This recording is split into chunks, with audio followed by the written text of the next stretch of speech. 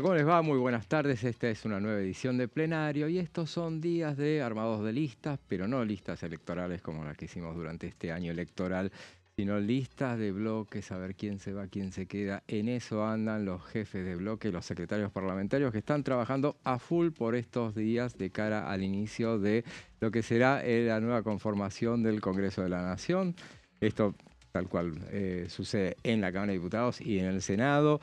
También versiones de todo tipo, nada que ver con, o por lo menos acotado a lo que es el andar del Poder Ejecutivo, sino fundamentalmente en lo que acá respecta a lo que serán los proyectos que vendrán en extraordinarias, las reformas que impulsará el Poder Ejecutivo. Muchos datos en cuanto a lo que será la agenda de este verano, cuáles serán los temas que van a tratarse en diciembre, cuáles son los que se van a tratar en el resto del verano, si va a haber en enero, va a haber tratamiento o será todo para el mes de febrero. Muchas versiones y también muchas novedades en torno, en este caso, a cuestiones tales como nada menos que fue el acuerdo con los Estados Unidos que estableció justamente el gobierno nacional con Donald Trump y bueno, parte de ese acuerdo, bueno, no pasará por el Congreso de la Nación, en general no va a pasar, pero sabemos que algunas cuestiones puntuales sí van a pasar por el Congreso porque todo termina acá,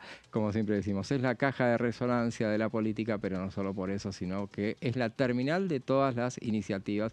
Por eso tan atento está el Poder Ejecutivo estaba tan atento el gobierno de cómo le saldría en las elecciones, le fue mucho mejor de lo que esperaba y bueno, a partir de estas nuevas conformaciones en ambas cámaras tiene las mejores expectativas respecto de lo que quedan para estos 2 años restantes. Bueno, de todo eso vamos a hablar a lo largo de este programa, pero primero vamos a los títulos de la jornada.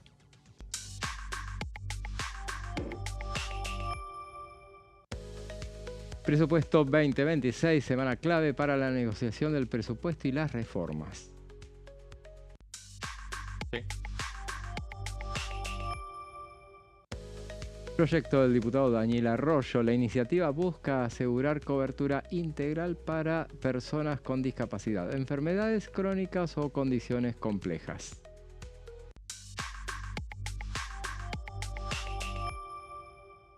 Y por último, un proyecto de Miguel Ángel Pichetto. El diputado propuso aplicar un 30% de arancel a las compras en plataformas extranjeras.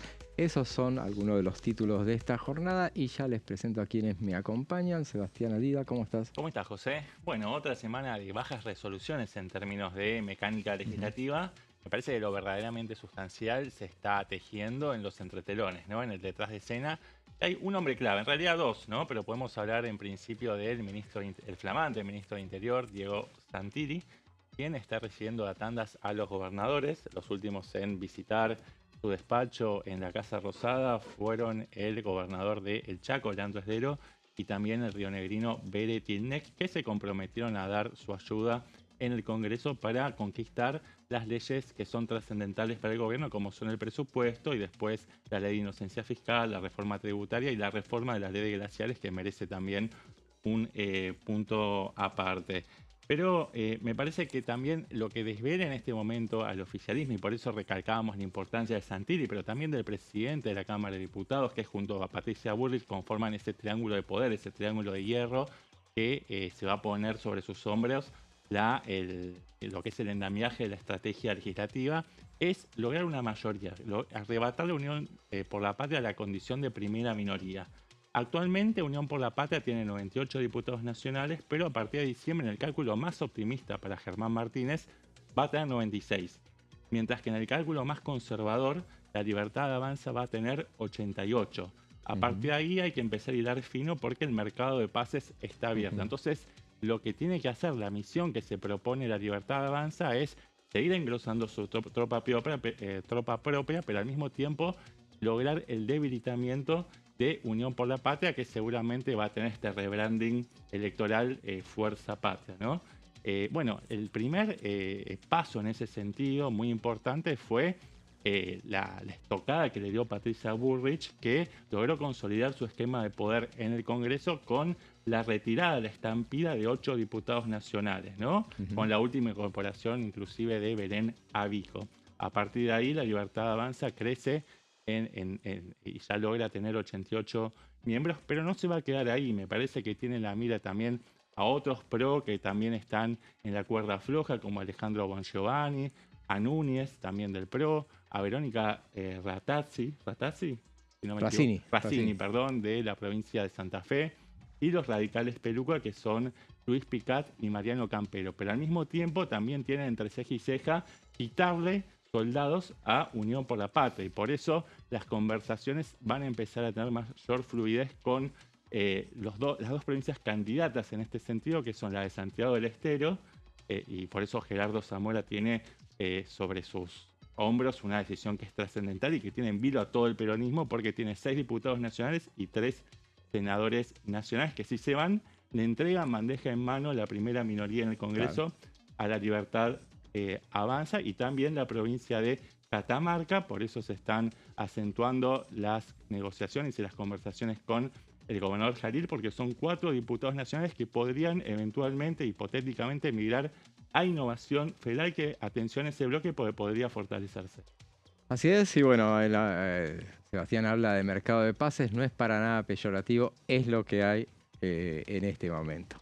Y estamos también con Juan Pablo Cabana. ¿Cómo estás? ¿Cómo estás, José? Pero muy buenas tardes. Sí, la verdad, muchos movimientos en la Casa Rosada, en el Poder Ejecutivo, lo decía Seba hace instantes, una peregrinación del Ministro del Interior tratando de conseguir los respaldos necesarios para el proyecto de presupuesto 2026, con una gama de encuentros con gobernadores. Estuvo en Mendoza, estuvo en Neuquén, por ejemplo, hoy sumó otras 2 más y va a tratar de, por lo menos, aumentar su cantidad de fotos con mandatarios del interior en los próximos días, e incluso está tratando de realizar una megacumbre en la que estaría presente el hombre que debería soldar los fondos, el hombre que tendría que por lo menos garantizar los presupuestos que necesitan los mandatarios, que se trata de Luis Toto Caputo. Así que veremos qué sucede esa semana, y también vamos a analizar qué sucede con este entendimiento político, como lo llamó el canciller Pablo Quirno,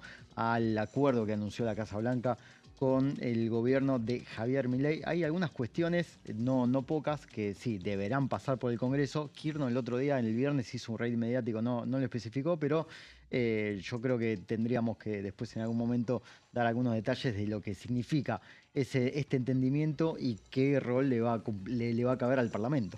Claro, lo que pasa es que todavía no se conoce la letra chica o la letra completa, por lo menos, de lo que es este acuerdo. Por eso decíamos, bueno, hay muchas versiones, muchas novedades que andan circulando. Por eso el presidente se enoja cuando hay versiones referidas a cómo van a ser las reformas, sobre todo la de modernización laboral, que, bueno, hay muchísima especulación que viene ya desde hace 3 semanas, por lo menos, cuando se echó mano a ese proyecto del año pasado, que era de algunos diputados libertarios, y bueno, se lo tomó de Romina Díez. Tiene cosas de, a ver, lo que trascendió hasta el momento, de fuente del Consejo de Mayo, que es el órgano que está elaborando esta iniciativa.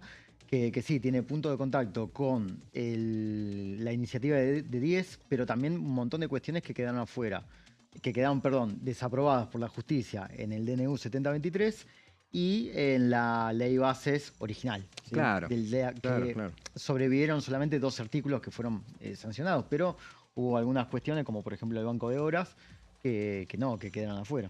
Claro, pero obviamente los últimos días, bueno, cuando empezó a circular ese tema del monotributo tan expandido que está la cuestión, bueno, enseguida se armaron todo tipo de especulaciones. Bien.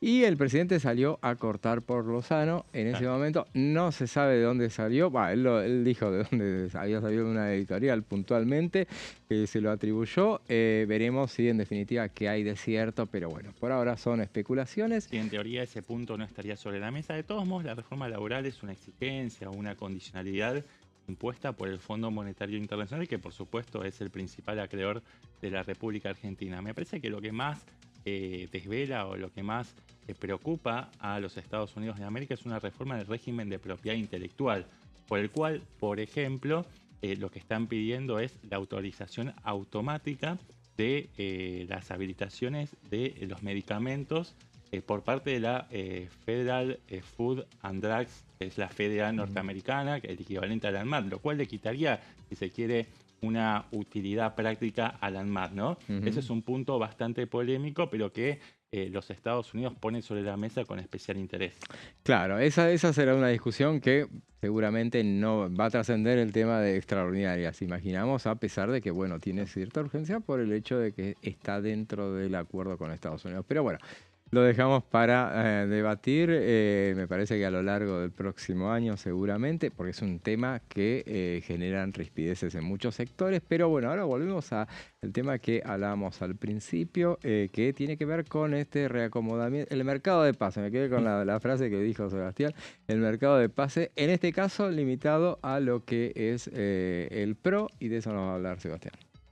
Sí, exactamente, porque bueno, después de la salida de 8 burriquistas, la Patricia Bullrich, la ex ministra de Seguridad, en realidad sigue siendo, pero va a asumir como senadora y no futura ex, exactamente. Ella va a asumir, pero no en cualquier rol, sino que va a ser la presidenta del Bloque Libertario, un lugar de muchísima trascendencia porque de alguna manera también se solapa con la función que puede llegar a tener en otro contexto el presidente de la Cámara del Senado, en este caso es la vicepresidenta Victoria Villarroel, quien cumple una función más institucional, si se quiere, pero no es una persona que siga orgánicamente la línea de La Libertad Avanza, y por eso Patricia Bullrich desembarca con inusitada fuerza. Creo también que ya se lo ganó a partir del 52% con el que logró alzarse con el triunfo de La Libertad Avanza en la ciudad, y también este gesto que tuvo con Karina Milei de quitarle 8 diputados nacionales a el PRO, acortando drásticamente el margen de influencia que tiene Mauricio Macri en el Congreso y dándoselo, engrosando la tropa de La Libertad Avanza. Creo que con eso se ganó también el respeto y la lealtad hacia Karina Milei, y por eso va a tener este rol tan importante en la articulación de la estrategia parlamentaria que va a cumplir codo a codo con Diego Santilli, ¿no? El ministro del Interior, quien todavía tiene que ganarse un lugar, si bien fue condecorado con este cargo tan importante de ministro del Interior, lo hace sin el RENAPER y sin migraciones, que eran áreas que supuestamente iban a estar bajo su órbita, pero desde el mundo libertario dicen que todavía tiene que pagar cierto derecho de piso, tiene que sumar puntos, y por eso muchos dicen que más temprano que tarde va a terminar afiliándose a La Libertad Avanza, siguiendo el mismo camino que siguieron la propia Patricia Bullrich y Luis Petri en el pasado reciente. Por eso, en realidad, la incorporación de Santilli al gobierno libertario fue más bien a título personal y no como representante del PRO. Por eso Mauricio Macri ni siquiera le dedicó, si bien obviamente destacó la incorporación de Santilli, en off the record ellos te dicen que en realidad no está asumiendo en representación del PRO, sino que es una persona que tiene ambiciones de ser gobernador, y no por el PRO, sino por La Libertad Avanza de cara al 2027. Pero bueno, la salida de estos 8 burriquistas realmente dejó en un estado de ebullición al PRO, en un estado de crisis casi existencial, ¿no? Porque empieza a mirarse un poco en el reflejo del radicalismo, que también supo ser uno de los bloques, uno de los polos del bipartidismo en la política nacional, y con el correr de los años, pero y más dramáticamente en las últimas elecciones, queda reducido a una expresión mínima histórica, ¿no? En un piso histórico van a ser cerca de 10 diputados nacionales, y eso si se rearticulan lo que quedó residual de la UCR y de Democracia para Siempre. Incluso tuvieron una expresión marginal en términos electorales, solamente lograron sostenerse en pie en provincias como Mendoza, pero a partir de acuerdos muy costosos con la administración libertaria. Por ejemplo, se dio la principal candidatura a Luis Petri, quien ya no representa al radicalismo más allá de que su origen está en el Partido Centenario, sino que representa al Partido Violeta. Entonces el PRO empieza a mirarse un poco en ese espejo, peligrosamente, y va a pasar de ser un bloque de 35 a ser un bloque de seguramente entre 15 y 16 diputados. Digo 15 o 16 porque no está claro cuál va a ser el futuro inmediato de Silvia Los Penato, quien fue electa por el PRO en la legislatura porteña, pero desde el sector de Cristian Ritondo están intentando convencerla para que se quede, porque en caso de que ella jure por la legislatura porteña, quien sería su reemplazante sería alguien de la Libertad Avanza y no del PRO, lo cual recortaría aún más el tamaño del bloque libertario. Y Sí, también todo indica que se va a quedar. todo indica que se va a quedar, y también está en veremos la situación de Álvaro González, que es un diputado que estuvo incómodo en los últimos 2 años. Él tiene un posicionamiento, una impronta más de centro, tiene cercanía a Horacio Rodríguez Larreta, y no le gustó que el PRO se volcara tan decididamente y tan enérgicamente en este primer anillo de alianzas con la Libertad Avanza. Por eso todavía es alguien que está siendo mirado por varios ojos, está siendo tironeado también por Provincias Unidas, que lo quieren llevar para ese molino. Así que bueno, y después hay otros diputados, como te mencioné recién, Alejandro Bongiovanni, que en sus propias redes sociales se define a sí mismo como liberal, Núñez lo mismo. Así que bueno, el PRO está en una delgada línea donde está luchando prácticamente por su subsistencia. Además perdió a Silvana Giudici, que era la secretaria parlamentaria del PRO, que cumplió una función importantísima. Y bueno, es una baja muy sensible porque ella dominaba un poco la estrategia parlamentaria, la técnica parlamentaria, tenía mucho expertise, y por eso ella, bueno, es una baja importantísima y es el principal refuerzo para la Libertad Avanza, que la va a ungir como secretaria parlamentaria en conjunto con Nicolás Mayoras, que también queda empoderado en el nuevo esquema de poder interno de la Libertad Avanza en la Cámara de Diputados. ¿Quién podría ser el reemplazante de Silvana Giudici como secretario parlamentario? Quien vemos segundo en la pantalla, que es Javier Sánchez, y acá ayúdame con la pronunciación porque siempre me meto en un berenjenal. Urba, ahí va. Para mí Javier no es así, Sánchez pero él dice Urba. que es así. Ok, Javier Sánchez Urba, no hay más discusión. Y también pierde a Diego Santilli, ¿no? Ya lo mencionamos recién, pero quien es su reemplazante surge de las filas de la Libertad Avanza, así que ahí tenés un diputado menos. Santilli, que va a buscar ser candidato a gobernador en el 2027, la gran apuesta que le salió bien a partir de la declinación de José Luis Espert. Decíamos ya en la siguiente placa que hay gestiones para retener a Silvia Los Penata, que estarían bastante avanzadas para que no se siga mermando o diezmando el poder interno del PRO en la Cámara de Diputados. Lo mismo decíamos de Álvaro González, que lo vemos en el segundo lugar en imagen, y de Bongiovanni y José Núñez, que todo indica que van a permanecer en el PRO, pero hay operadores de la Libertad Avanza que están pujando y pulseando muy fuerte para llevarlos a su propio redil. Seguimos en la siguiente placa y lo vemos a Cristian Ritondo, que fue, digamos, reafirmado como el presidente del bloque para la próxima etapa, que empezará a partir del 10 de diciembre. Previamente va a haber una sesión preparatoria para ratificar las autoridades y van a quedar también un poco mejor delineados cómo va a quedar el poder interno de cada uno de los bloques.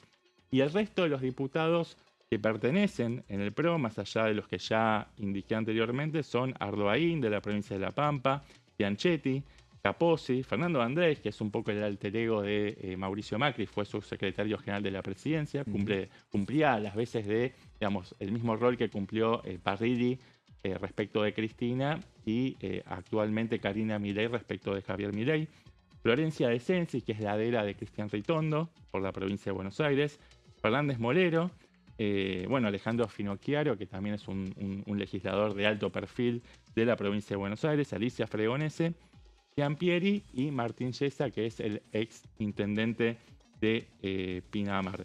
Como decíamos antes, bueno, la decisión en la cumbre del PRO, y esto lo vemos en la siguiente placa, fue no plegarse a la dinámica o al formato de interbloque, un poco en represalia por el puñal por la espalda que le clavó Patricia Bullrich con la venia de Karina Milei de retasearle o de escamotearle, mejor dicho, esos 8 diputados nacionales. Lo que se definió es, bueno, armar una especie de dique de contención. Acá estamos nosotros, no nos diluimos del todo, estamos acá. Y se reafirmó un poco la línea partidaria del PRO, de ser un partido de centro-derecha moderna, republicana, liberal, pero sin vicios de autoritarismo, con nitidez ideológica y ser fundamentalmente un partido de gestión, que es algo que machacan insistentemente todos los referentes del PRO, empezando por Mauricio Macri, que era una forma de vender a sus propios cuadros para que sean reclutados por Javier Milei, algo que raramente sucedió, fueron muy pocos los alfiles del Partido Amarillo que se incorporaron al gobierno de la Libertad Avanza, y los que lo hicieron más bien a título personal, pero no como parte de una coalición coordinada con Mauricio Macri. Claro. Ahora sí vamos al siguiente placa, porque en el Congreso quedaron latentes una serie de discusiones y dilemas que todavía están irresueltos. Hay una decisión que tiene que ver con replegarse en la Ciudad de Buenos Aires, claramente, retener Chubut, que es gobernada por alguien partidario del PRO, como Nacho Torres, y Entre Ríos, Rogelio Frigerio. Hay una diferencia, de todos modos, entre estos dos gobernadores con Jorge Macri, ¿no? Jorge Macri es un macrista puro, es el primo de Mauricio Macri, mientras que ellos cuidan sus pagos y tratan de mantener buenos vínculos, cultivar buenos vínculos con la administración libertaria, porque dependen de esos recursos para poder sostener sus provincias. Y una prueba de ello es que ellos no estuvieron, mejor dicho, en el Congreso partidario que encabezó Mauricio Macri junto a la vicepresidenta del partido, que es Soledad Martínez, la intendenta de Vicente López. Por un lado está esa decisión de replegarse en los distritos que ya gobiernan, tratando de, colgarse del travesaño y que no los barran del mapa definitivamente en el 2027, pero también algo que ya esbozó Mauricio Macri del otro lado de la cordillera cuando dijo que el PRO tenía que trabajar en una candidatura presidencial propia, y que fue repetido también por María Eugenia Vidal, quien empieza a elongar, ¿no? Empieza a entrar en calor en el banco de suplentes, porque ella quiere, por un lado, suceder a Mauricio Macri como presidente del PRO a partir de junio. Macri no está convencido de revalidar su mandato en el PRO y ve con buenos ojos la posibilidad de que la moneda de recambio sea María Eugenia Vidal, quien aparentemente podría llegar a tener aspiraciones de ser la candidata a presidenta del 2027, cuando otros referentes del PRO, por ejemplo Cristian Ritondo, consideran que hay que dejar pasar el 2027 porque viene bien encaminado el proyecto libertario y rearmarse, en todo caso, de cara o en vistas al 2031. Así que esa es una discusión no saldada en el PRO que se seguirá trabajando en los congresos partidarios. Y ahora, por último, vemos algunas de los textuales, como de quien vemos en pantalla, Soledad Martínez, a quien ya mencionamos, es la vicepresidenta del partido que lidera Mauricio Macri y es la intendenta Vicente López. La nitidez que yo recomiendo es una visión liberal completa. Ser liberal en la libertad de expresión, en respetar las instituciones. Nunca hemos creído en los personalismos. Una visión liberal acompañada en un fortalecimiento institucional.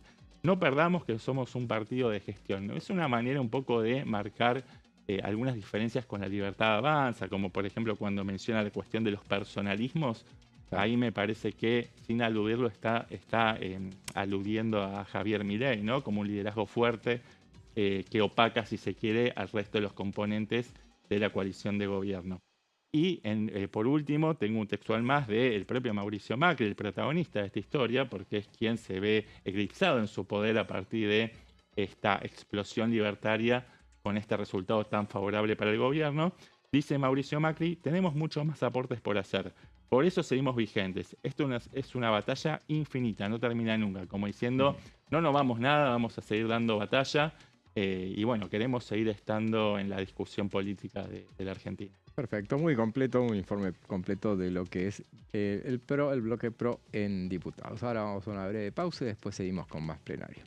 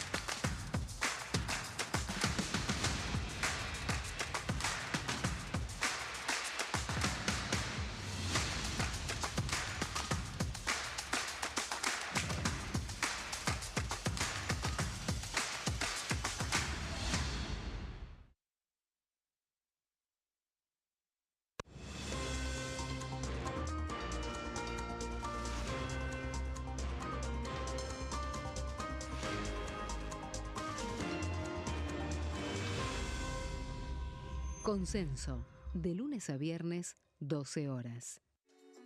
Bienvenidos, bienvenidas. Esto es mi proyecto de TV Stream.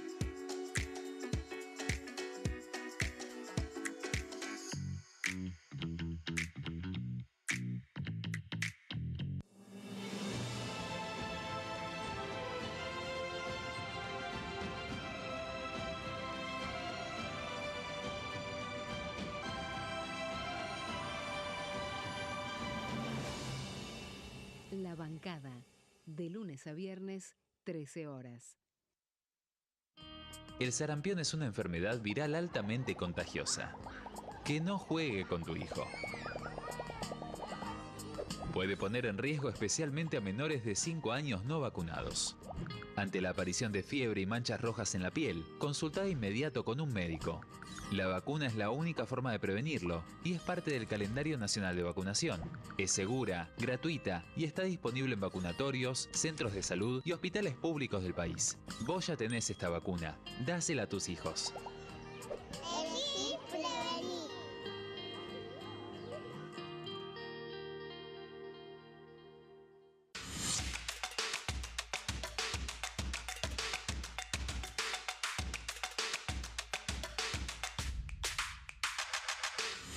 Quórum, de lunes a viernes, 14 horas. ¿Qué función cumple el Congreso? El Congreso ejerce su función legislativa a partir de la deliberación y sanción de leyes que busquen el bien común de todos los habitantes. Durante 2024 se sancionaron 44 normas de enorme trascendencia, como la Ley Bases y Puntos de Partida para la Libertad de los Argentinos, la Ley de Medidas Fiscales Paliativas y Relevantes y la Boleta Única de Papel.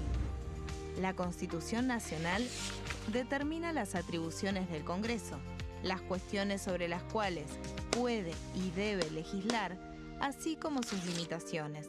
También establece la relación entre los distintos poderes, que es fundamental para equilibrar el sistema republicano. Además de legislar, el Congreso tiene la función de ejercer el control del Poder Ejecutivo. Entre otras atribuciones, ese control incluye el pedido de informes, las interpelaciones, la actuación de la Auditoría General de la Nación, dependiente del Congreso, la posibilidad de solicitar juicio político y la aprobación de las cuentas de inversión. Desde la reforma constitucional de 1994, el jefe de gabinete de ministros tiene la obligación de concurrir periódicamente al Congreso para informar acerca de la marcha del gobierno. Este informe se realiza alternadamente en cada Cámara del Congreso.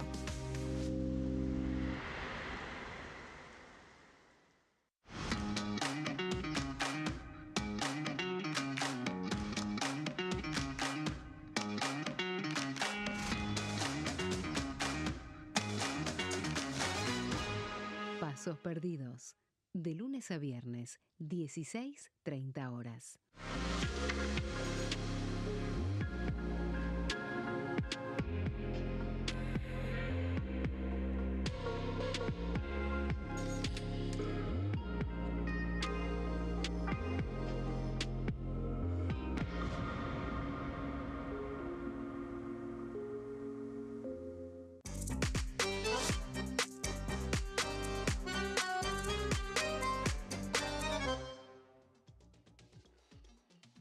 Seguimos con plenario y todas las novedades que hay, entre todas tantas novedades que hay, hubo una que se registró el viernes pasado, donde estaba toda la expectativa puesta en lo que iba a ser la reunión entre Patricia Bullrich y la titular del Senado, bueno, a partir del hecho de que, bueno, Patricia Bullrich llegará a la Cámara Alta como jefa del bloque oficialista, nada menos, pero bueno, para hablar de ese tema y de hablar en general de toda la cuestión de lo que será el futuro de la actual ministra de Seguridad, la convocamos a nuestra compañera Daniela Romero. Dani, ¿estás ahí? Sí, estás ahí. ¿Cómo va? Todo bien, Dani. Bueno, vos estuviste ahí atenta a lo que fue esa reunión del viernes pasado al mediodía. Bueno, contanos a ver novedades, datos, si tenés placas sobre el tema. Sí, la verdad es que es un tema que sucedió el viernes al mediodía, pero hoy sigue teniendo como su repercusión en varios sentidos. Estamos hablando de la reunión, el primer encuentro cara a cara que tuvo la ministra de Seguridad y senadora electa Patricia Bullrich con la vicepresidente de la Nación y presidente del Senado, Victoria Villarroel, que venía manejándose más en las sombras últimamente, después de básicamente quedar bloqueada y afuera de de todo lo que es la gestión libertaria, ¿no? De hecho, bueno, algo a destacar es que la ministra de Seguridad fue una de las voceras del gobierno que más se cruzó con Villarroel durante este último tramo, ¿no? Públicamente, en redes sociales. La verdad es que mantuvieron varias discusiones vía Twitter. Habían sido dos figuras que desde el día uno habían disputado por la cuestión de quién se quedaba con seguridad y defensa, y después cuando Villarroel fue quedando más al margen, Bullrich muchas veces le ha recriminado su labor en el Senado, pero pese a todo este contexto y toda esta antesala, tuvieron este primer encuentro que duró, pues bastante extenso, duró como 2 horas, que tuvo varios cafés yendo y viniendo, y que básicamente se trató de una reunión en la que creo que es la primera reunión entre las dos solas, ¿no? Cara a cara, mano a mano, y que delinearon un poco cómo va a ser el trabajo ahora que Patricia va a ser electa y jefa de bloque de La Libertad Avanza. Dijeron desde ambos lugares que la reunión fue positiva, que fue bastante amena, y hubo declaraciones tanto en on de Bullrich como en on de Villarroel. Así que traje algunas citas en ese sentido. A mí me hizo acordar, me hizo acordar esta reunión con lo que fue el encuentro allá lejos ese tiempo en 2019 de Michetti con Cristina Kirchner. O sea, más o menos como si fuera aproximación, o sea, de presidenta del Senado a futura presidenta del Senado. Y en este caso muchos la toman a Bullrich como si fuera a hacerse cargo del Senado por parte de La Libertad Avanza. Entonces, y bueno, un punto de contacto es que no hubo fotos del encuentro, en ambos casos. No hubo fotos, sí, es cierto. No hubo fotos, sí hubo, como digo, mucha declaración en ON, salieron a hablar con la prensa ambas dos. Por un lado, Villarroel, ahí tenemos la cita, destacó porque comentó a la prensa que ella le marcó un poco la cancha en este sentido, ¿no? Le quise comentar cómo es el manejo de la Cámara, porque yo no tengo facultades como para obstaculizar o interrumpir el ejercicio parlamentario. Villarroel siempre muy firme en lo que tiene que ver con el rol institucional, claro. Y ella siempre dijo: yo no soy senadora, yo simplemente cumplo con mi rol institucional.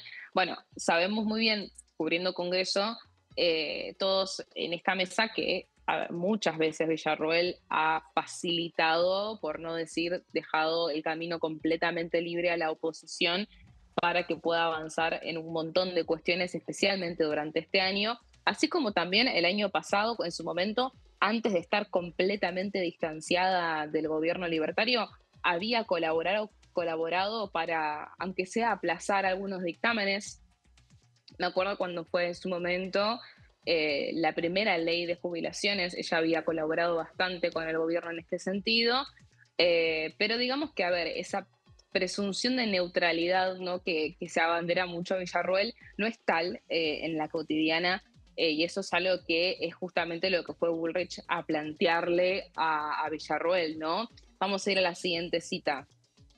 ¿Qué dijo Bullrich, entre otras cuestiones? Ayer lo volvió a remarcar en una entrevista, creo que fue con La Nación, que había como una diferencia, ¿no?, entre ella y Villarroel sobre cómo encarar la dinámica parlamentaria. Lo que dijo Bullrich fue: distinguimos que la construcción de una mayoría es una responsabilidad que vamos a llevar nosotros como bloque, dialogando con los demás, y otra cosa es su tarea institucional como presidenta de la Cámara. Habiendo quedado claro eso que le había marcado Villarroel, sobre que ella no iba a colaborar con la idea de obstaculizar a la oposición, bueno, justamente lo que Bullrich le había ido a plantear es que priorice la agenda del presidente, ¿no? Que priorice la agenda del oficialismo, que va a tener muchísimo más lugar, o mejor dicho, va a tener lugar por primera vez desde la ley Bases en el Senado de la Nación, ¿no? Porque la agenda había sido completamente copada por la oposición, donde tenían una mayoría, prácticamente tenían quórum propio, entonces era prácticamente imposible, ¿no?, para el oficialismo poder llevar adelante las iniciativas en el Senado. Pero bueno, la idea de Bullrich es ella llevar adelante la tarea de construir estas mayorías, ¿no? Y esa es un poco la idea de lo que estabas planteando vos, José, de no es que va a ser presidente del Senado Bullrich, pero va a ser la que tiene la posta, ¿no? Claro. Va a ser como que va a tener ese rol de decir, bueno, yo construyo las mayorías, yo me encargo de hablar, yo me encargo de organizar todo y hacemos acá lo que yo digo que se haga, ¿no? Esa es un poco como la idea inicial y en eso está trabajando también. Se reunió con muchos ya senadores electos y senadores actuales que para organizar todo el bloque. Como novedad tenemos que Paltroni va a regresar a La Libertad Avanza, que Paltroni había sido un alfil de Villarroel muy importante, ¿no?, en el Senado, Claro. Ujú. recordemos. Y por supuesto que todavía está en vilo qué va a pasar con todos los bloques provinciales, ya sea porque ingresan por Provincias Unidas o porque ya tienen sus bloques provinciales, ¿no?, como son los misioneros o los santacruceños, que son como esos votos que te inclinan un poco más la balanza, ¿no? Lo mismo con el tema de la UCR. Así que bueno, también vimos que Bullrich consiguió que todos sus legisladores, tanto en diputados como en Senado, en el Senado solamente Carmen Álvarez Rivero, en diputados fueron como 5 o 6, pasen del PRO a La Libertad Avanza también, ¿no? Legisladores que respondían a ella. Entonces ya ella comenzó con esta labor de empezar a reorganizar cómo va a quedar la Cámara después del recambio del 10 de diciembre. ¿Cuál es esta agenda que va a plantear Bullrich? En principio, vamos a la siguiente placa. Primero y principal, el tema del Código Penal, ¿no?, que es algo que presentó ella junto al presidente Milei hace unas semanas atrás. Todavía falta que ingrese este nuevo Código Penal. Y también la modernización laboral, la famosa reforma laboral que habían decidido la semana pasada, que es una posibilidad muy grande que ingrese por el Senado, que sea tratada primero en el Senado, cosa de que diputados pueda avanzar con su agenda del presupuesto e inocencia fiscal, a la par que el Senado ya empiece a trabajar estas reformas estructurales. Hay que ver cómo queda eso, ¿no?, cómo se va organizando en este periodo de extraordinarias. De por sí sabemos que las reformas estructurales se presentan a partir del 15 de diciembre, por ende recién van a quedar para fines de enero y febrero. Así que hay que ver cómo se van organizando los tiempos. Pero bueno, a priori esta es como la principal agenda, esta es como la cuestión que van a llevar adelante en la Cámara Alta. Eso de hecho hablaron con Villarroel, lo contó la vicepresidenta a la salida de la reunión, que el tema de la modernización laboral había sido un tema que lo planteó y confirmó que es algo que van a empezar a tratar en el Senado. Pero bueno, expectantes todavía a que se presenten todos estos proyectos. Lo que sí también definieron, además de ver la cuestión de la agenda parlamentaria, vamos a la siguiente placa, es la fecha de la jura de los senadores. Esto no es menor, porque a partir de esto también vamos a ver qué va a pasar con todo lo que tiene que ver con el gabinete, ¿no? Porque hay cuestiones que también se demoran o que también dependen de eso, especialmente, bueno, en el caso del Ministerio de Seguridad. La fecha de jura que plantearon fue para el viernes 28 de noviembre a las 11. Van a asumir 24 nuevos senadores y esto va a ser clave porque, bueno, también hay una cuestión ahí un poco, quizás me estoy yendo a un nicho muy, muy, muy chiquito, pero recordemos que la Cámara tiene que aprobar los pliegos de los senadores electos y eso también abre discusiones, ¿no? Especialmente apuntando incluso a senadores libertarios, a Lorena Villaverde puntualmente de La Libertad Avanza. Hay que ver cómo se termina resolviendo. Ese va a ser como el primer gran desafío que tiene que ver con la jura y la asunción de todos los senadores electos, que es justamente la aprobación de sus pliegos. Así que eso va a ser clave. Reitero, la fecha es el viernes 28 de noviembre. En diputados se entiende que va a ser para diciembre, la primera semana de diciembre, cuando vaya a ser la sesión preparatoria. Recordemos que a diferencia del Senado, en el Senado la sesión preparatoria es en febrero. Que eso también va a ser muy importante porque hay lugares muy claves que también van a formar parte de la rosca parlamentaria al margen de la agenda del presidente en cuanto a materia de reformas. Uno es la presidencia provisional, ¿no? Que actualmente la tiene Bartolomé Abdala, pero se habla y se barajea sobre la posibilidad de que ese lugar lo tome Nadia Márquez, diputada actual de la Libertad Avanza, que va a pasar a ser senadora por la provincia de Neuquén. Es clave porque obviamente es la línea sucesora, por ende va a ser un cargo muy importante a definir. Y después también la Secretaría Administrativa, que es un lugar que generó muchísimo conflicto dentro del Senado. A Villarroel había puesto a Viramonte Olmos y renunció en los 2 minutos porque básicamente no tenía poder de decisión. Es la secretaría que está a cargo de la caja, que maneja la caja del Senado. Así que ese lugar también va a ser clave. De hecho, se hablaba de la posibilidad de que intenten cubrir esa vacante antes del recambio. Claro. Pero bueno, hay que ver cómo se termina dando toda esta negociación, mientras que empiezan a ya dar este poder de fuego todas las negociaciones y los movimientos de Patricia Bullrich, ¿no? Todavía sin asumir, ya claramente empezó a movilizar el tablero del Senado. De eso también va a depender si se realiza o no se realiza la sesión que pensaban antes del recambio para este jueves, claro, para la ley de DNU. Claro, y bueno, a propósito de Patricia Bullrich, una persona que tiene muchísima experiencia legislativa, recordemos que tuvo 3 mandatos como diputada, fue del 93 al 97, la primera incursión por la Cámara de Diputados, después fue diputada desde 2007 hasta 2015, y cuento una anécdota que que tengo con Patricia Bullrich respecto a que ella ya siendo ministra designada, bueno, ya estando en el cargo, allá por 2016, el 12 de abril, digo porque me acordaba del hecho y lo estuve buscando bien en los archivos, a ver cómo había sido, y en el 12 de abril de 2016 se entregaban los premios parlamentarios correspondientes al 2015 y ella había ganado el 2º lugar en la Cámara de Diputados, entonces fue convocada y ella asistió como ministra en abril, ya llevaba varios meses en el cargo, asistió como ministra. Ese día ella comentó que justamente había concurrido a la Cámara de Diputados a exponer sobre los temas, los proyectos de seguridad. Y entonces hablaba de que, bueno, era un espacio, el Congreso, donde ella tenía mucha cercanía. Y cuando le tocó recibir el premio, dijo que le hubiera gustado hacer su 3er mandato, hablamos de 3er mandato consecutivo, porque tenía 2 anteriores, y estar del otro lado. Y claro, y todos interpretamos que le habían dado un fierro caliente, realmente. En ese entonces uno dice, bueno, se acuerda de la experiencia de ella y que, bueno, no le fue mal en el Ministerio de Seguridad, salió con una imagen muy alta.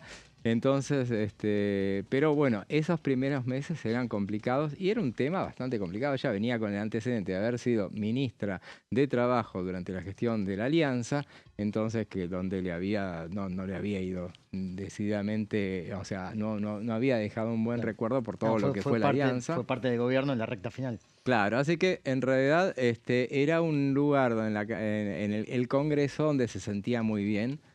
Y bueno, fue con un gran desafío, después quedó en los cargos ejecutivos, no le ha ido para nada bien. Bueno, no, de hecho se mantuvo inalterable. Absolutamente. Así que, bueno, finalmente, en definitiva, a eso iba. O sea, que ella le gusta mucho el poder, se siente como pez en el agua. A eso iba, como esa es la anécdota que recuerdo de eso. Daniela, ¿estás ahí todavía? Sí. Bueno, sí, ahí te vemos. Perdón, quise aportar ese dato de Patricia. Está muy bien, ¿no? Gran dato. Bueno, te agradecemos mucho. Muy buen informe sobre lo que viene y toda la tela que va a dar para cortar esta relación de Patricia Bullrich y Victoria Villarroel. Sí. Veremos así. Gracias, Dani. Nos vemos el jueves. Gracias a ustedes. Nos vemos. Bueno, y así damos vuelta rápidamente la página y vamos a ver con Juan Pablo el tema de la oposición, a ver cuál es la agenda parlamentaria con la que la oposición trata de recuperar un poco la centralidad. Exactamente, en los últimos días, José, se han presentado distintos proyectos relacionados justamente, primero, que parten de la oposición y que tratan un poco de recuperar la agenda y la iniciativa parlamentaria.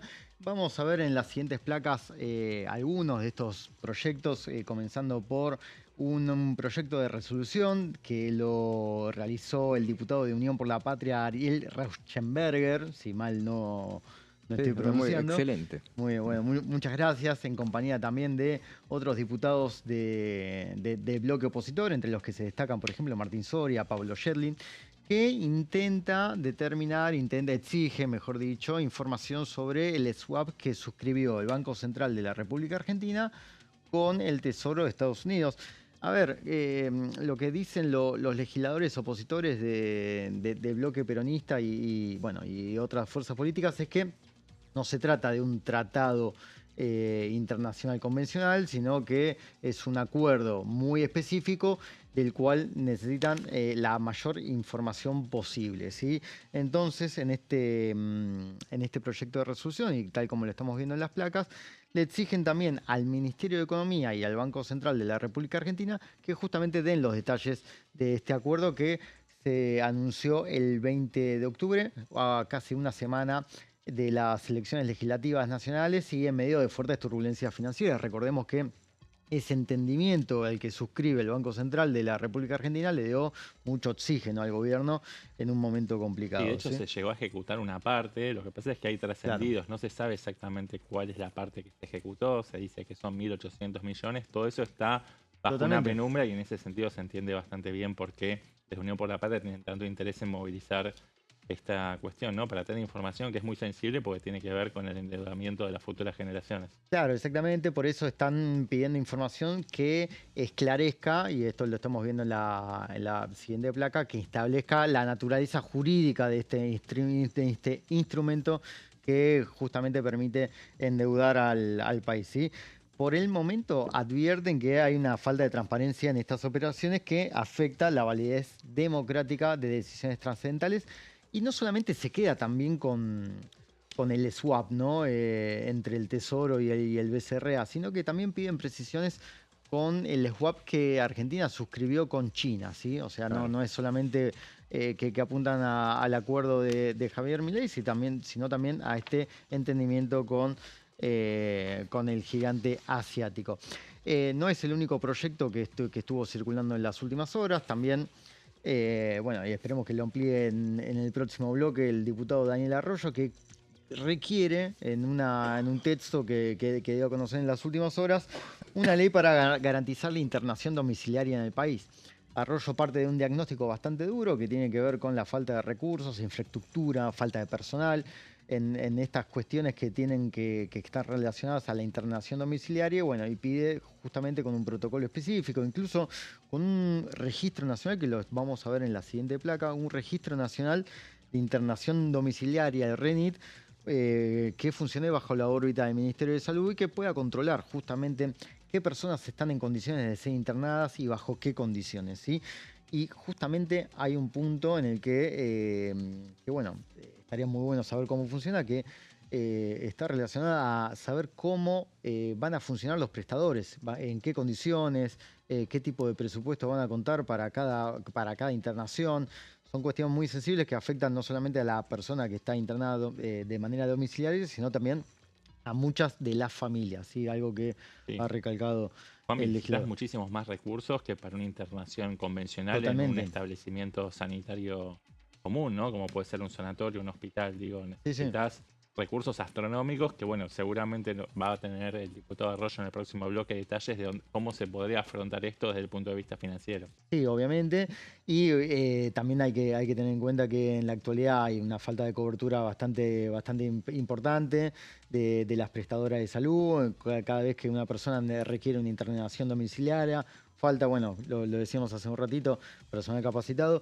Y sobre todo hay una ausencia de control estatal muy importante que Arroyo piensa subsanar con este proyecto de ley. Y por último, nos vamos... ¿Estamos bien con el tiempo, José? Estamos bien. Bien, perfecto. Gracias por preguntar. No, por favor. Tenemos un proyecto del diputado López Murphy sobre autonomía universitaria. Busca restituir la autonomía universitaria. y hace una referencia al artículo 7 de una reforma que se dio en noviembre de 2015. A ver, yo estuve buscando busqué el texto de la ley, y ese artículo 7 lo que básicamente dice, José, es que aquellas personas que son mayores de 25 años y quieren ingresar a la universidad, lo pueden hacer siempre y cuando demuestren estudios, demuestren trabajos relacionados a su objeto de estudio, ¿sí? Lo que cree López Murphy, y esto lo deja plasmado en la iniciativa, es que esto restringe la autonomía universitaria, ¿sí? O sea, que pone una especie de bloque y que no deja a las universidades permitir cómo deben ingresar aquellos alumnos, y por eso justamente en este proyecto que modifica el artículo 7 de la ley 24.521, lo que hace el diputado es que cada casa de estudio a nivel superior debe debe permitir el ingreso, pero a través de procesos de nivelación y orientación profesional y vocacional, pero que siempre forman parte que nacen de las casas de estudio, de las universidades, y no, como dicen en la ley, que directamente se promueven, que cada persona pueda demostrar, siempre y cuando tenga el título, que esas personas de 25 años que quieren ingresar a una carrera universitaria no tengan el título secundario, ¿sí? Claro. Que es una condición que se hizo para tratar de fomentar el ingreso de cada vez más personas a las universidades durante el gobierno kirchnerista, ¿sí? ¿Con qué completa López Murphy esta idea, este proyecto? Él dice que en ningún caso debe tener un carácter selectivo, excluyente o discriminador, ¿no? Para que una persona tenga la posibilidad de ingresar en una carrera universitaria. Muy bien, muy completo. Son tres referencias, tres iniciativas que se conocieron en las últimas horas y que tienen que ver con ese intento de la oposición de recuperar la centralidad que tuvo durante todo el año y que por razones obvias perdió a partir del resultado electoral del 26 de octubre. Bueno, en estos días, por ejemplo, se habló mucho de la posibilidad de que insistir con la posibilidad de una sesión este miércoles o este jueves de parte de Unión por la Patria. Querían motorizar un encuentro. La verdad es que si no se convocó hasta ahora, difícilmente pueda. Sí, eso se fue deshilachando. La oposición también antes de las elecciones venía muy envalentonada con, por ejemplo, obtener dictamen de mayoría de un presupuesto que podía parecerse más o menos al dictamen que había elaborado Nicolás Mazot. Bueno, todo eso fue borrado de un plomazo a la luz del fortalecimiento del oficialismo, que logró un resultado colosal. Totalmente. Bueno, vamos a una breve pausa y después seguimos con el tercer bloque de plenario.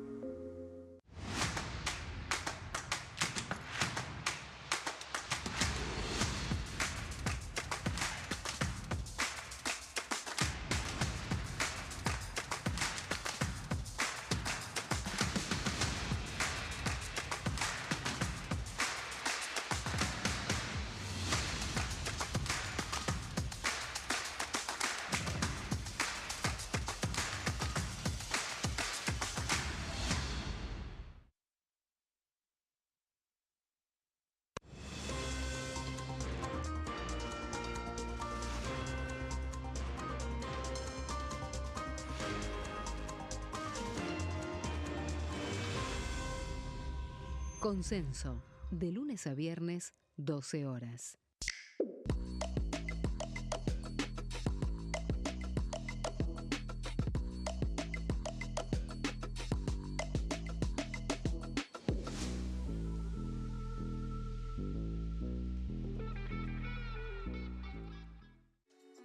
Bienvenidos, bienvenidas. Esto es mi proyecto de TV Stream.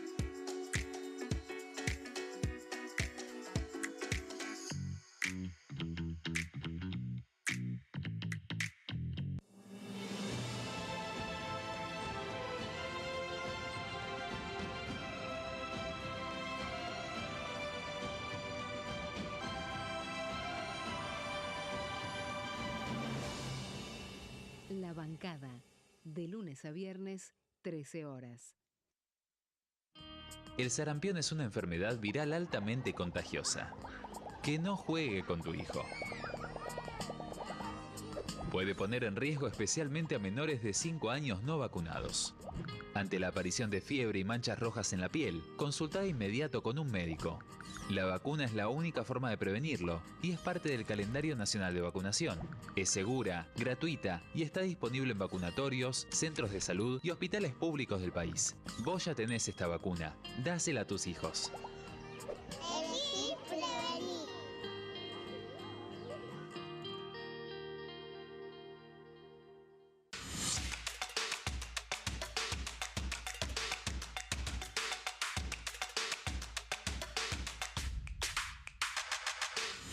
Quórum, de lunes a viernes, 14 horas.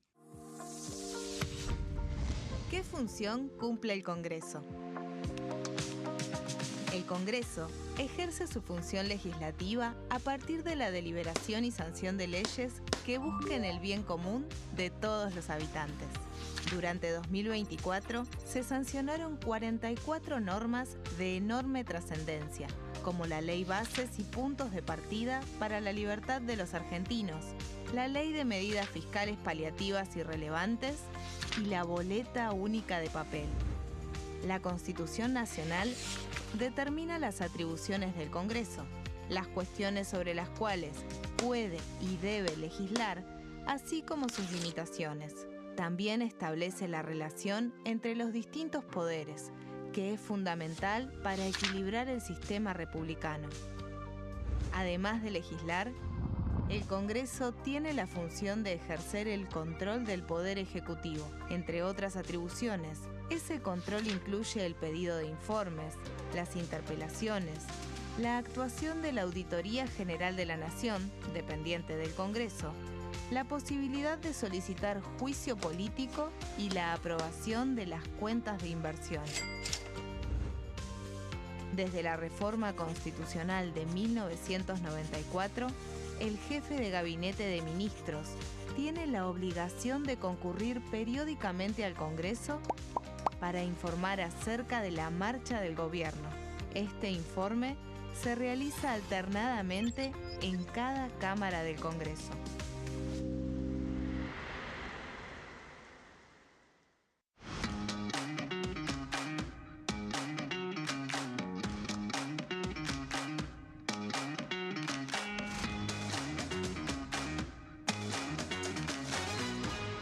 Pasos perdidos, de lunes a viernes, 16:30 horas.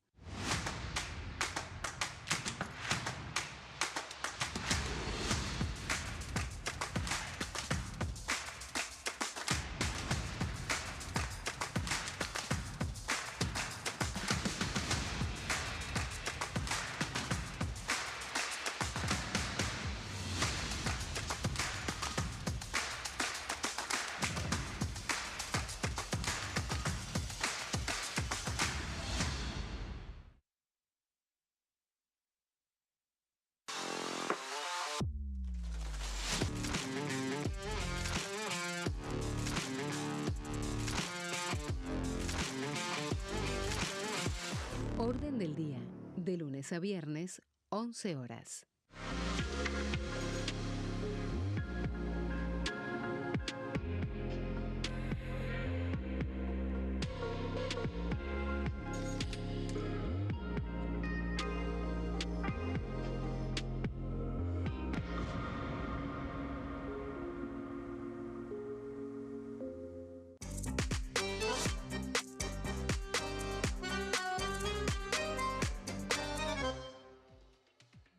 Seguimos con plenario y estamos a pocos días del final del periodo ordinario, el final del año 2025, y seguramente cuando hagamos un resumen de lo que fue este año agitado en materia legislativa, uno de los temas centrales será el tema de la emergencia en discapacidad, uno de los temas que va a llevar mayor espacio en los resúmenes que se escribirán a partir de lo que fue 2025, y estamos justamente con quien fue quien impulsó esa iniciativa, Daniel Arroyo. ¿Cómo le va, diputado? Muy bien, un gran gusto. Gracias por estar acá. Y bueno, a partir de eso, de esa ley que fue tanto trabajo, bueno, impulsarla, aprobarla y bueno, y resistir el veto, pero finalmente el gobierno se mantiene en su postura de una manera puntual que dijo, bueno, está bien, la promulgó la ley, pero la suspendió. ¿En qué está? ¿En qué estado está la ley y cómo va a terminar este tema? Hoy hay tres situaciones. Por un lado, efectivamente el gobierno la promulgó, una vez que insistimos rechazando el veto, y la suspendió. Dijo, hasta que no me digan de dónde saco los recursos, no lo encargo. Junto con eso, hay una parte, el gobierno había dado 110.000 bajas de pensiones de personas que nunca habían sido notificadas, nunca les habían llegado una carta de documento ni un telegrama. Del total de las pensiones que había de baja, casi 110.000 respondían a personas que nunca se habían enterado, que cuando no cobraron fueron al ANSES y le dijeron, no, usted tendría que haber venido hace 60, 90 días. La justicia determinó que tenía que dar las altas otra vez y la agencia de discapacidad lo aceptó. O sea, una parte de la ley se está cumpliendo por ese lado. Y tercero, el gobierno no puso en marcha la ley, pero generó un aumento para las prestaciones. O sea, en concreto hoy, un acompañante terapéutico, una persona que acompaña a una persona con discapacidad, sigue cobrando 3.000 pesos la hora a 180 días.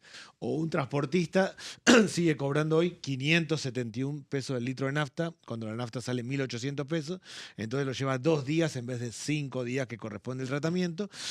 O una persona que trabaja en un taller protegido cobra 28.000 pesos por mes. Va todos los días a trabajar 4 horas, cobra 28.000 pesos por mes. Ese nomenclador, que la ley lo actualizaba, el gobierno lo mejoró, le hizo un aumento a esto que yo estoy diciendo entre el 29 y el 35%, que en la práctica lo van a cobrar las personas en marzo o abril del año que viene. Está todo muy desfasado el sistema.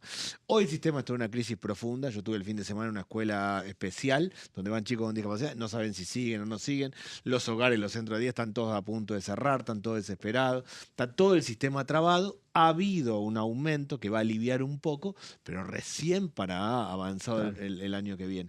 Esa es la situación. ¿Qué creo yo que va a pasar? Que se va a poner en marcha, que la justicia, como hizo con las pensiones, va a determinar, porque hay un juez que tomó un amparo colectivo de todas las instituciones, lo va a obligar al gobierno a ponerlo en marcha, que es lo lógico, que es lo que hay que hacer. ¿Qué crees que falló en el gobierno, Daniel, en esta cuestión? ¿Cuál fue el error más grave que vos le encontraste al oficialismo? A mí me parece que no tuvo contacto con la vida cotidiana. Yo creo que el gobierno arrancó con una idea y era que en discapacidad era todo curro. Y ahí se perdió en la mirada. Efectivamente hay personas que han accedido a pensión que no correspondía. Pero en vez de hacer una auditoría correcta, la ley dice, mira, hay dos problemas. Hay médicos que dieron muchas altas por arriba del promedio. Andá y evalúa y lo que corresponde, cortalo. O hay localidades que tienen por arriba del promedio. El promedio es entre el 7 y el 11%, una localidad de personas con pensión. Si hay una localidad que tiene el 60%, hay que evaluar ahí. En vez de hacer eso, le pidieron a la agencia un recorte del 30% a como diera lugar. Entonces, en vez de la agencia decir, miren, no se puede, decidió desacomodar todo el sistema. Yo creo que el primer problema es una pauta de recorte del 30%, en vez de decir corrijamos y analicemos. Y el segundo punto me parece que, en una medida que fueron avanzando las organizaciones, todo, que la ley estaba fuera de la grieta, en vez de decir, no, acá hay un problema, vayamos corrigiéndolo, no, fue cada vez doblegar más la apuesta.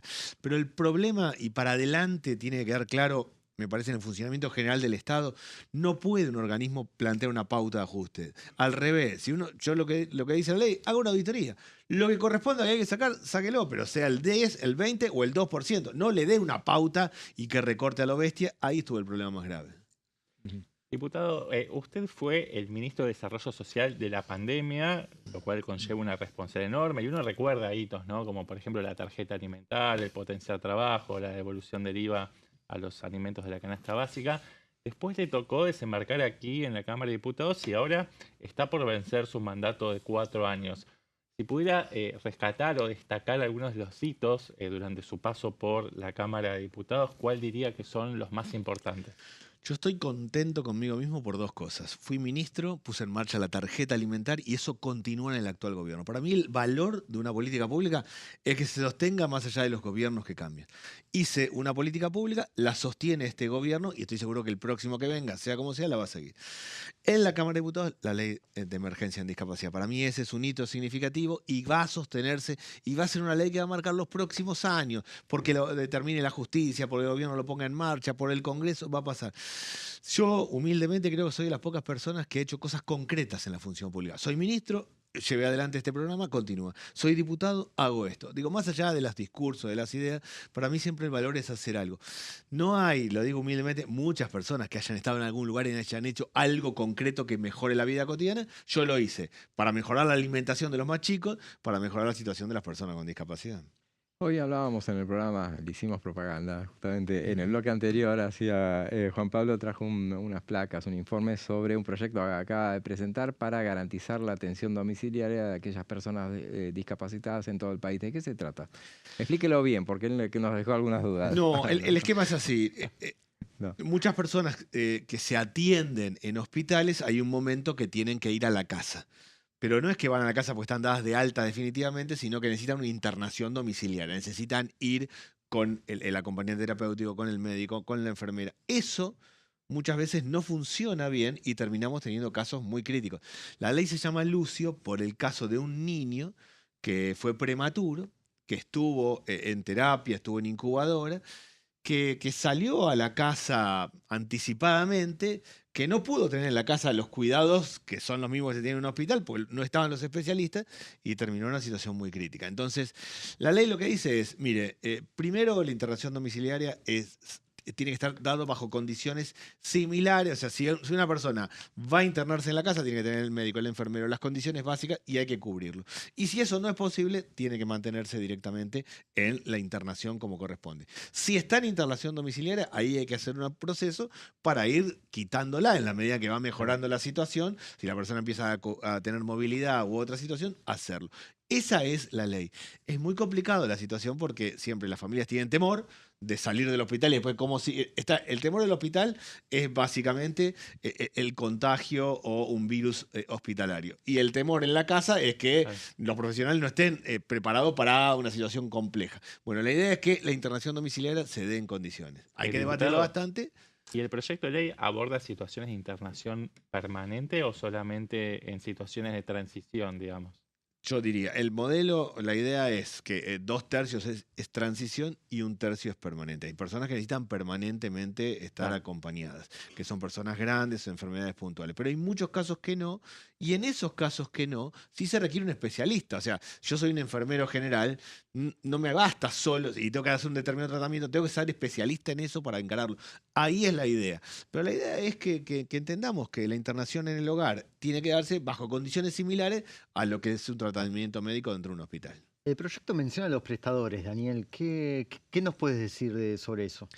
Acá básicamente lo que necesitamos es que PAMI, Obras Sociales, Prepaga e Incluir Salud, que es el que tiene una pensión, puedan cubrirlo. Eso es un debate y es un debate presupuestario, claramente, y hay que hacerlo con racionalidad. Pero una ley lo que determina es eso, que si yo tengo acceso a determinada prestación, tiene que cubrirlo. ¿Quién? PAMI, Obra Social, Prepaga, Incluir Salud. Nosotros no incluimos las obras sociales provinciales porque yo no puedo, como diputado nacional, no puedo legislar sobre las provincias.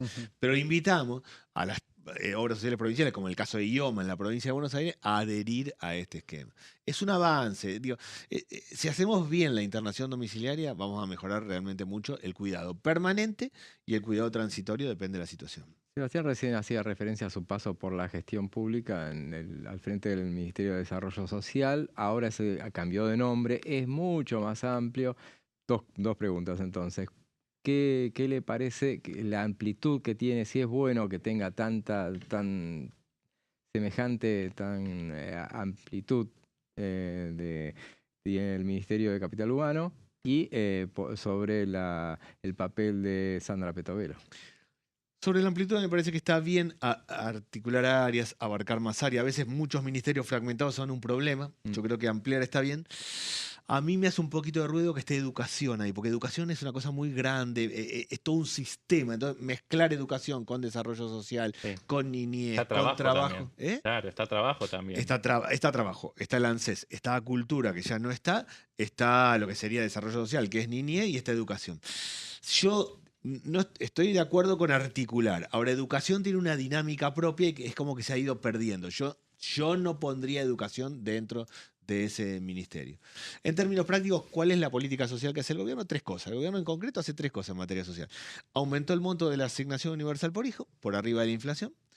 Hay que ver si el año que viene es así, porque en el presupuesto que envía desengancha el aumento de la UH respecto de la jubilación. O sea, la jubilación tiene un sistema de aumento automático y lo mismo la asignación por hijo. En el presupuesto del año que viene, el gobierno lo que dice es se desengancha, corremos el riesgo de que se transforme en una especie de bono, pero hasta acá aumentó más. Aumentó el monto de la tarjeta alimentar, que es lo que yo decía, e hizo los vouchers educativos, que es un sistema que abarca 1 millón de chicos que van a escuelas privadas de cuota baja y que el gobierno los subsidia con 27.000 pesos.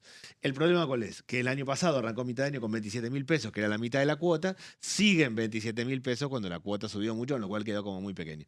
Hizo eso, pero no acompañó. Yo creo que el problema que tenemos hoy es que está desterritorializada la política social. O sea, no articula con comedores, con merenderos, con los proyectos comunitarios, con los procesos productivos. Sí entiendo que muchas veces el Estado Nacional hizo cosas que no le correspondían, que le correspondían a las provincias, a los municipios, pero para mí se está corriendo en exceso y ese es parte del problema. Y con respecto a los planes sociales. Los planes sociales quedaron como trabajo. O sea, el plan social, cuando arrancó el actual gobierno, era el 50% del salario mínimo, eran 78.000 pesos, porque el salario mínimo era el doble de eso. Quedó trabado en 78.000 pesos. Entonces, ¿qué pasó en términos prácticos? La gente no contrapresta, había problemas, había dificultades, pero ha dejado de contraprestar porque hoy es una especie de bono por 78.000 pesos. El gobierno está planteando el tema de los vouchers, o sea, canjear eso. Yo evalué, por ejemplo, el caso de Chile, fui un evaluador externo del caso de Chile, que tiene un sistema de voucher, que dice, bueno, yo tengo esta plata se transforma en ticket. Lo canjeo el ticket para que mis hijos vayan al jardín o vayan al club de barrio o hago tal curso de capacitación.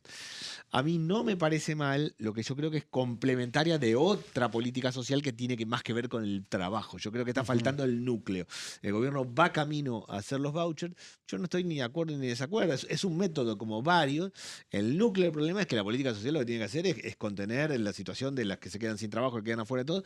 Ahí para mí está fallando. Diputado, hay mucha menos visibilidad de los movimientos sociales en la calle, seguramente por la política del protocolo antipiquete de Patricia Bullrich y demás. ¿Cómo cambia la dinámica de negociación entre estos sectores que no dejan de tener necesidades muy urgentes y acuciantes con el Estado, que es el que le tiene que dar respuestas concretas?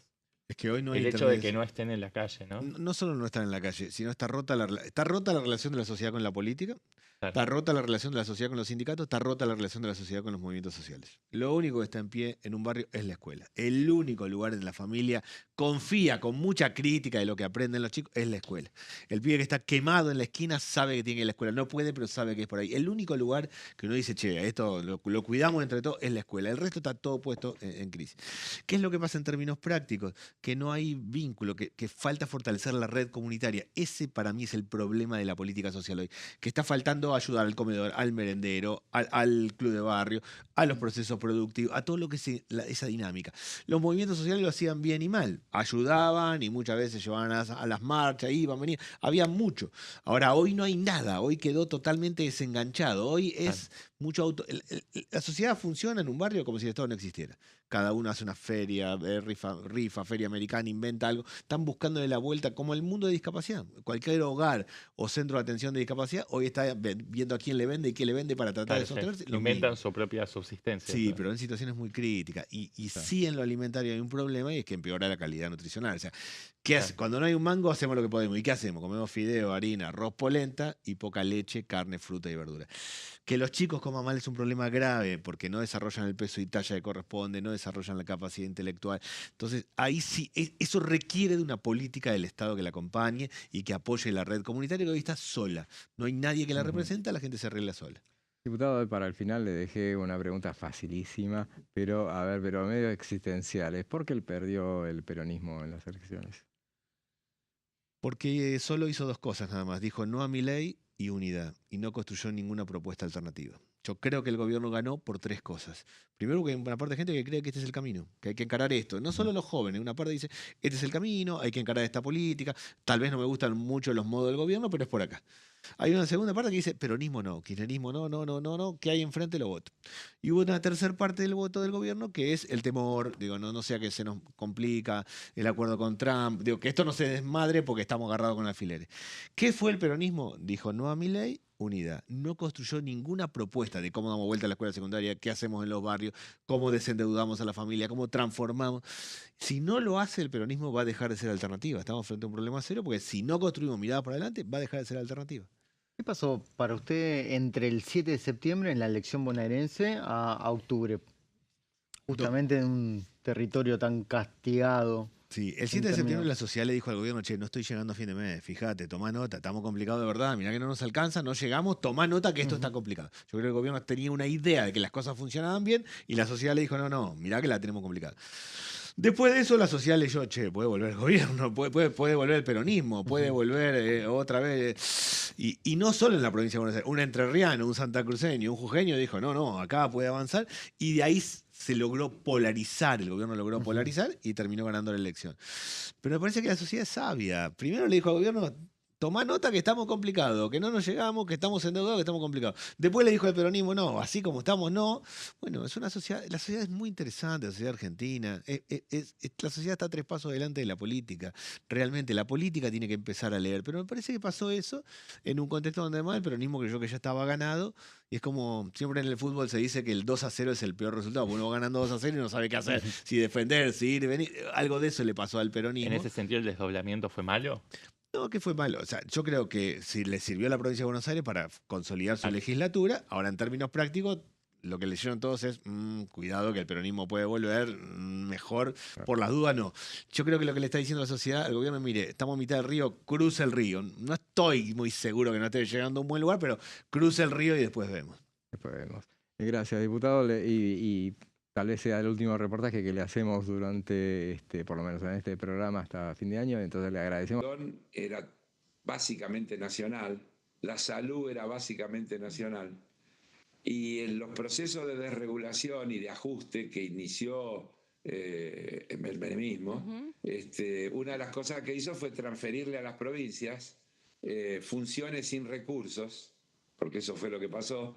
Y eso hizo que bajara la calidad de las prestaciones, bueno, todas las cosas que sabemos que fueron sucediendo. Ahora nos quieren llevar a esta idea cuyo objetivo final es la discusión de convenios por empresa. Porque ese es el objetivo declarado. Y se lo presenta como si eso fuera más democrático. Y eso lo único que hace es sacarle capacidad de negociación al más débil de la ecuación, que es siempre el trabajador. Los trabajadores se unen en sindicatos y tratan de tener sindicatos nacionales para tener fuerza y capacidad negociadora. Si usted desarma esa capacidad negociadora, lo más probable es que la mayoría de esos trabajadores pierda derechos en las negociaciones y quede en peores condiciones que antes. Entonces, cuando dicen vamos a modernizar y entonces vamos a eliminar los aportes sindicales, bueno, para que los sindicatos no puedan funcionar. Y trabajadores sin sindicatos son trabajadores más desprotegidos, no mejores. No van a estar mejor porque los sindicatos no tengan recursos o queden débiles o no los puedan representar. No es por ahí, es mentira. Por eso digo, bajo los nombres de modernización, lo que se esconde es una vuelta al pasado, al peor pasado. Ahí lo escuchábamos y veíamos al diputado Carlos Heller hablando, bueno, de manera crítica, previsiblemente, de lo que es el proyecto de reforma laboral, que el gobierno lo presenta como una modernización laboral. Veremos si finalmente empieza a tratarse ahora, por ahí 2 especulaciones. Primero se había dicho que se dejaba para el verano, para el mes de febrero, el tratamiento, que en el mes de diciembre, ayer lo ratificó el presidente de la Cámara de Diputados en una entrevista que tuvo. Él decía que, bueno, la prioridad es el presupuesto nacional. Lo mencionó, pero hay algunos que dicen que, bueno, mientras se trata el presupuesto en diciembre, en el Senado se empezaría a tratar la ley de modernización laboral, solamente para mantenerlos activos. Me da duda que sea así, pero bueno. El tema, veremos. José, hoy, si uno habla con fuentes del Ministerio de Desregulación y Transformación del Estado, que también está colaborando en la redacción de la ley, y si consulta en la Secretaría de Trabajo de Julio Cordero, hay 2 versiones distintas en cuanto va a estar terminado esta iniciativa. Hay gente que sí, que asegura que el 15 de diciembre se va a presentar, y hay otra gente que dice hay muchos puntos todavía en discusión, como por ejemplo el de la prelación laboral. Me mencionaban que es un artículo que todavía no está claro y que hay una discusión entre técnicos de ambos áreas del Estado que, bueno, están tratando de determinar si finalmente cómo va a quedar, qué va a quedar de ese artículo. Federalización laboral también es otro punto en el que sé que están intercambiando opiniones, por lo cual no se puede asegurar si el 15 de diciembre verdaderamente va a estar el proyecto o no. Así es. Y es un debate demasiado complejo. Me parece que hay muchos actores que quieren ser parte de la conversación. Por eso creo que apresurar el debate en tan poco tiempo, y sobre todo cuando tenés que, en el mismo tiempo, tenés que impulsar una ley tan importante como el presupuesto y en segundo lugar la ley de inocencia fiscal, me da a pensar que es una forma también de empezar a agitar un poco el avispero, pero los tiempos creo que dan para empezar a tratar esto después, hacia finales de enero o febrero. Lo decía en su exposición antes Daniela, ¿no? Dani Romero, nuestra compañera. Me parece que primero tenemos esta primera tanda de presupuesto e inocencia fiscal, y en el mes de febrero se va a empezar a tratar entonces la reforma laboral, la reforma tributaria y la reforma de la ley de gracias. La reforma laboral tiene muchos puntos críticos. Uno de ellos tiene que ver con establecer esta descentralización de los convenios colectivos de trabajo, digamos que los convenios sean por empresa y no por sector de actividad, que se ponderen cuestiones vinculadas al mérito y a la productividad, ¿no? También poner un límite a la ultraactividad de los convenios colectivos, establecer bancos de hora para limitar el cobro de las horas extras, establecer la libertad contractual para que se puedan pactar el pago de honorarios, ¿no? Del sueldo en la moneda en que se quiera acordar. Bueno, y otras cuestiones más. Me parece que son muchos temas que complejizan bastante la discusión, por eso no creo que en tan poco tiempo se pueda colar este tema. No, además se va en un diciembre que Sí, generalmente coincido. los diciembres son calientes. Claro, a mí me parece inclusive, y coincido con eso, sobre todo que me parece que da la sensación de que el gobierno se va a querer ahorrar en un momento así. Y además, viste, siempre el refrán, mejor pájaro en mano que 100 volando, ¿no? Puede ser, puede ser. Nos quedamos con este refrán, llegamos al final de este programa muy intenso. Nos quedó un montón de cosas más para comentar, pero bueno, metimos todo lo que había, lo metimos. Así, gracias Eva. No, gracias a ustedes. Gracias Juan Pablo. Gracias a ustedes. Y gracias a ustedes por estar del otro lado. Nosotros nos volvemos a encontrar mañana a partir de las 15 y ahora los dejamos en la continuidad informativa de Diputados TV con Amanda Alma, Fernando Fraqueri y sus pasos perdidos. Hasta mañana.